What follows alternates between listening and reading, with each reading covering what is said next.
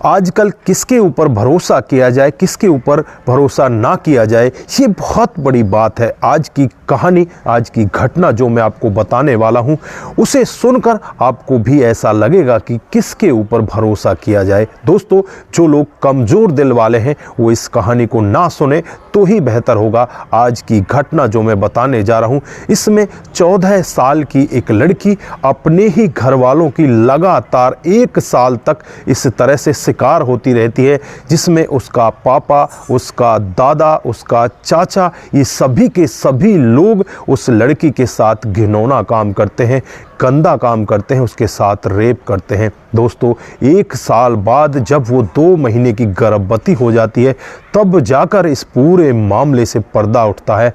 दोस्तों, जो आसपास के लोग भी इस कहानी को सुनते हैं, सभी यहाँ पर उन लोगों के बारे में थू-थू तो करने लगते हैं, लेकिन उन्हें विश्वास नहीं हो पा रहा कि ऐसे घर के सदस्य, पापा, बाबा, चाचा, ये लोग अपनी ही घर की बेटी की, अपनी ही घर की इज्जत के साथ कैसे खेल सकते हैं। दोस्तों, अगर आप लोग पूरी घटना के बारे में जानना चाहते हैं तो वीडियो को जरा सा भी स्किप ना करें, तक इस वीडियो को जरूर देखिएगा। आगे बढ़ने से पहले हमारी वही रिक्वेस्ट कि जो हमारे चैनल के साथ नए हैं, कृपया करके चैनल को फॉलो कर लें, बेल आइकन को जरूर प्रेस करें। नमस्कार, जय हिंद। आप देख रहे हैं APH न्यूज राहुल रावत के साथ। तो दोस्तों, आज की जो हकीकत की घटना आप लोगों को बताने जा रहा हूँ, ये उत्तर प्रदेश देश के औरैया जिले की हकीकत की घटना है। यहाँ पर एक महिला जिसके 2 बच्चे होते हैं, एक तो बेटी होती है जिसकी उम्र लगभग 14 से 14.5 साल होती है, और एक बेटा होता है जिसकी उम्र 17 से 18 साल होती है। इन बच्चों को लेकर ये अपने पति से अलग हो जाती है और दिल्ली शहर में रहने लगती है। यहाँ पर दिहाड़ी मजदूरी का काम किया करती और अपने बच्चों को जैसे तैसे पाल रही होती है। अपने पति से अलग हुए इसे लगभग 10 साल का समय बीत जाता है, और 10 साल बाद इसका जो पति होता है एक दिन इसके पास पहुंच जाता है, और वहां पहुंचने के बाद इससे कहने लगता है कि मैं अपने बच्चों को अपने घर ले जाना चाहता हूं, मेरा बेटा जवान हो चुका है, मेरी बेटी भी जवान हो रही है, मैं अपनी बेटी की शादी करूंगा, बेटे को अच्छे से नौकरी दिलाऊंगा, या बेटे को अच्छे से घर परिवार में मैं अपने साथ रखूंगा। इस तरह का वाक्य जब माँ से कहता है, माँ भी यहाँ पर बहुत ही ज़्यादा परेशान होती है, बीमार रहने लगती है। अब माँ से वो जबरदस्ती भी करता है और उन दोनों बच्चों को वहां से लेकर अपने घर आ जाता है। जो यहाँ पर इन बच्चों की माँ होती है वो रोती है, बिलखती है, दिल्ली में रहने लगती है। दोस्तों, वो बहुत ही ज़्यादा बीमार रहने लगती है। धीरे धीरे समय बीतने लगता है, और जो लड़का होता है उसे कहीं पर पत्थर तोड़ने की एक कंपनी में लगा दिया जाता है, वहाँ पर वो कामकाज करने लगता है। और जो लड़की होती है वो यहाँ पर इन लोगों के साथ घर में रहने लगती है। जो घर परिवार में सदस्य होते हैं उसमें इस लड़की का दादा जिसकी उम्र 60 साल होती है, पापा जिसकी उम्र 40 साल होती है, और लगभग 27-28 साल चाचा की उम्र होती है, चाची होती है, दादी होती है। सारे लोग इस परिवार में होते हैं। अब ये लड़की भी इसी परिवार में रहने लगती है। दोस्तों, यहाँ पर इस लड़की को 4th क्लास में एडमिशन दिला दिया जाता है, ये स्कूल जाने लगती है। और एक दिन का वाक़या होता है जब इसका पापा शराब पीकर घर में आता है, और घर में आने के बाद अपनी बेटी पर गंदी निगाहें रखने लगता है, उसके साथ छेड़छाड़ी करने लगता है। बेटी यहाँ पर पापा का विरोध करती है, लेकिन पापा के सामने वो कुछ नहीं कह पाती, और यहाँ पर वो दरिंदा पिता उस बेटी के साथ में घिनौना काम करता है। वो बेटी रोती है, चीखती है, चिल्लाती है, लेकिन उसकी आवाज़ उस कमरे से बाहर पता नहीं वो लोग सुन नहीं रहे थे या वो पहुँच ही नहीं पा रही थी। दोस्तों, उसके बाद अगला दिन जैसे ही आता है, जो लड़की होती है सहम जाती है, बिल्कुल एकदम से ऐसी हो जाती है कि मानो सब कुछ उसका लुट चुका है। अब वो कहे तो किससे कहे, उसकी माँ तो यहाँ पर नहीं थी, अब उसे एक सहारा दादी का दिखता है। वो अपनी दादी के पास जाती है और दादी से कहने लगती है कि दादी, इस तरह से मेरे पापा ने मेरे साथ गलत काम किया है। अब यहाँ पर दादी को गुस्सा आने की बजाय दादी यहाँ पर उस लड़की के साथ उल्टी बातचीत करने लगती है और कहने लगती है कि तू दिल्ली में रहकर ऐसा ही काम करती है, तेरी माँ भी वहाँ पर ऐसा ही काम करती, इसीलिए तो वो यहाँ से भाग गई थी।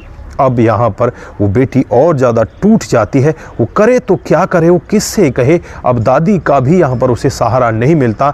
उसके बाद एक दिन का वाक़या होता है जब वो खेत पर अपने दादा को खाना देने के लिए जाती है, जिसकी उम्र लगभग 60 साल होती है। अब हिम्मत करके वो ये पूरा वाक़या अपने दादा को बताती है। दादा यहाँ पर कहने लगता है कि तूने इस बात को किसी को बताने की कोशिश की तो तुझे जान से मार दिया जाएगा। तेरे पापा ने तो ये कहा होगा तुझसे, लेकिन मैं तुझसे ये कह रहा हूँ कि अगर तूने इस सब के बारे में किसी को बताने की कोशिश की तो मैं तुझे उससे पहले मार दूंगा। और उसके बाद दादा की हैवानियत भी यहाँ पर इस तरह से जागती है।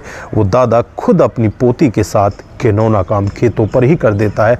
दोस्तों, ऐसे हैवान दादा इस जहां में कैसे जीवित हैं? ये धरती फट क्यों नहीं जाती? इतने बुरे बुरे इंसान इस जहां पर हैं। दोस्तों, इस लड़की के साथ इससे भी ज़्यादा घिनौना काम होने वाला है। आगे कहानी में और भी ज़्यादा इसके साथ में गलत होने वाला है।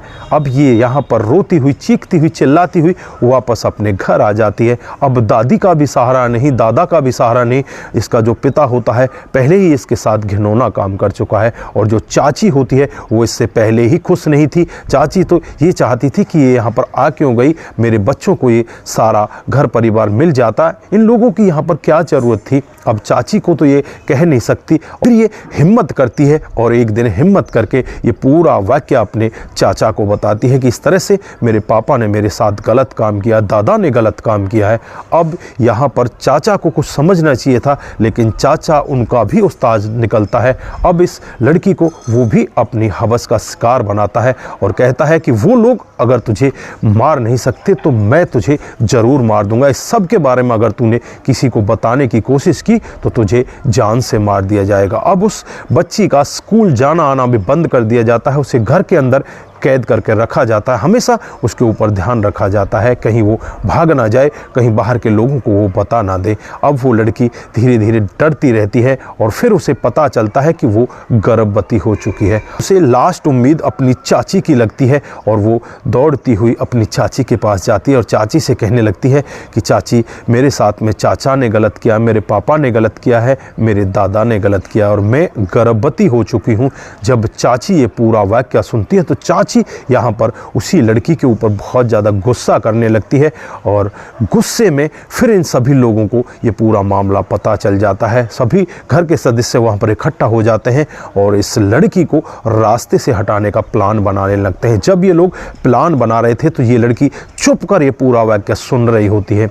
अब इसके पैरों तले ज़मीन खिसक जाती है। पहले ही इस लड़की के ऊपर इतनी सारी परेशानियां थीं, आज फिर इसको ख़त्म करने की बात कही जा रही थी। तो ये लड़की एकदम से टूट जाती है और फिर उसी रात को एक निर्णय लेती है कि यहाँ से अब चुपचाप निकला जाए। फिर रात को जब सब लोग सो जाते हैं ये लड़की वहाँ से चुपचाप निकल जाती है और निकल कर पड़ोस के ही गाँव जो इसकी मौसी का घर होता है वहाँ पहुँच जाती है।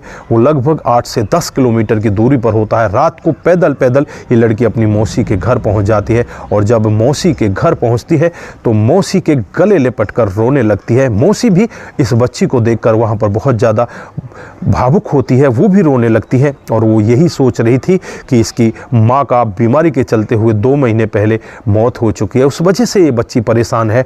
दोस्तों, 2 महीने पहले इस बच्ची की जो माँ होती है दिल्ली में बीमार रहा करती, उसकी मौत हो जाती है। इस सब के बारे में पुलिस वाले इसके पति को बताते हैं तो यहाँ पर उसका पति अपनी पत्नी को लेने के लिए, उसकी डेड बॉडी को लेने के लिए वहाँ पर नहीं जाता और यहाँ पर जो पुलिस वाले होते हैं लावारिस लाश की तरह उसे जला देते हैं, उसे उसका अंतिम क्रियाक्रम कर देते हैं। यही सोचने लगती है कि शायद ये लड़की इस तरह से परेशान है, लेकिन जब ये अपना पूरा वाक्य रो रो कर बताती है तो यहाँ पर जो मौसी होती है उसको बहुत ही ज़्यादा गुस्सा आता है और यहाँ पर मौसी कहने लगती है कि तेरी माँ के साथ भी इन लोगों ने ऐसा ही काम किया था, ये तीनों उसके साथ भी ऐसा ही घिनौना काम करते थे, इसीलिए वो यहाँ से गई थी। वो सारे रिश्तेदारों से कहकर गई थी लेकिन किसी ने भी उसकी मदद नहीं की थी। तेरी माँ भी इसी तरह से गई थी और आज तेरे साथ भी ये ऐसा ही घिनौना काम कर रहे हैं, मैं इसे बर्दाश्त नहीं कर सकती। उसके बाद जो मौसी होती है इस बच्ची को लेकर वेधौना थाना क्षेत्र में पहुँच जाती है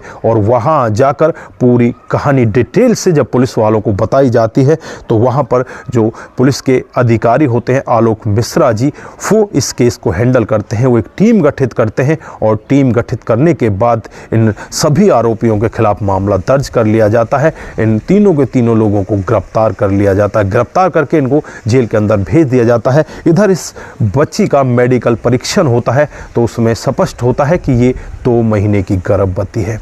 दोस्तों, वो लोग जेल के अंदर तो चले जाते हैं लेकिन जो वो काम करके जाते हैं वो इंसानियत का गला इस तरह से घोट जाते हैं कि ऐसी कहानियों को, ऐसी घटनाओं को सुनकर हर कोई व्यक्ति यहाँ पर डरने लगता है कि अब किस पर विश्वास किया जाए, कहाँ पर भरोसा किया जाए। ये लड़की तो यही सोच कर आई थी कि मेरी माँ बीमार रहती है, अब मैं अपने पापा, अपने बाबा, अपने चाचा, अपने परिवार के साथ जाऊंगी, वहाँ रहूंगी तो कुछ बेहतर मेरे को जीवन मिलेगा। लेकिन इसे क्या पता था कि वहाँ पर तेरे साथ में होने वाला क्या है। तो दोस्तों, इस घटनाक्रम को सुनाने का उद्देश्य सिर्फ आप लोगों को जागरूक करना है, आप लोगों को बताना है कि हमारे समाज में ऐसे भी वैसी दरिंदे हैं जो अपनी ही बच्चियों, अपनी ही बेटियों, अपनी ही घर की इज्जत के साथ इतना घिनौना काम करते हैं। आप लोग ऐसे लोगों को किस तरह की सज़ा में देखना चाहते हैं, वो भी आप कमेंट करके ज़रूर बताइएगा। दोस्तों, आज के लिए बस इतना ही, फिर मिलते हैं किसी नए मोड के साथ। तब तक के लिए आप अपना ख्याल रखें, परिवार का ख्याल रखें, सतर्क रहें, सावधान रहें। नमस्कार, जय हिंद, जय भारत।